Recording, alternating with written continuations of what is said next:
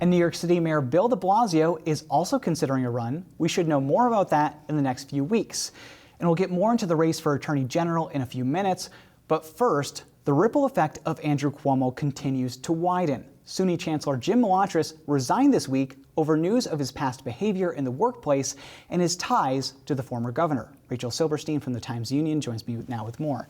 Rachel, it has been a week for news in New York, but a big story up until yesterday when Tish James dropped out was the SUNY Chancellor. So can you provide us some context? What had he done that prompted all these calls for him to resign?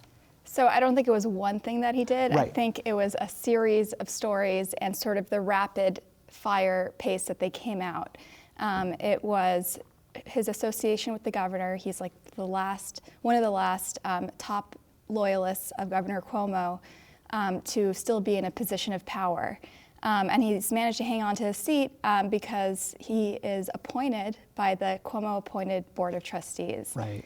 And so I don't think it was one scandal that brought him down or one single incident, but I think cumulatively from the nursing home report that he is said to have a role in to his role in the governor's controversial pandemic memoir.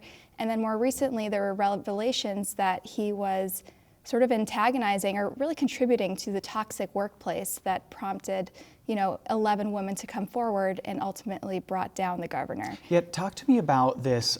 You obtained audio exclusively this week of a conversation, maybe not a conversation, I wouldn't call it that, between Malatras and somebody at the Rockefeller Institute where he used to work, he used to lead that. So what was he saying? Because I think that's what pushed it over the edge this week for his resignation. But what was going on in that conversation? So keep in mind, we've released a minute of that conversation. That was 55 minutes of them have not quite a conversation. Like you said, he was berating her, insulting her, calling her lady instead of referring to her by her name. Right. He told her, he cursed a lot. He said, "You're impossible," told her she's miserable multiple times. It was just pure, I think to anyone who listened to it, any objective observer would say that was like abusive conduct in the workplace towards a subordinate.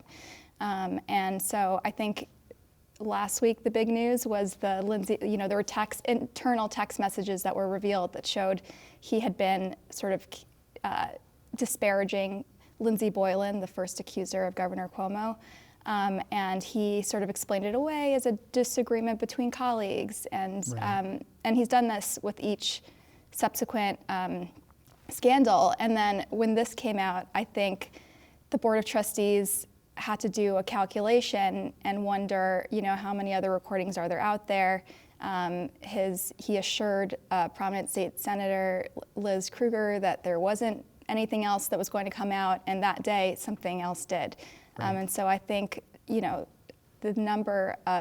the series of things sort of painted a picture of someone who really contributed to the environment that brought down the governor. What are the consequences of this? I guess in the short term, Kathy Hochul, the governor, had said that she wants to overhaul SUNY in her State of the State address, in the budget address. We don't know anything about that, so I won't have you speculate, but what are the consequences of this at the SUNY level? The Board of Trustees obviously made this decision to, he resigned, but now they have to pick somebody new. So what are we looking at going forward?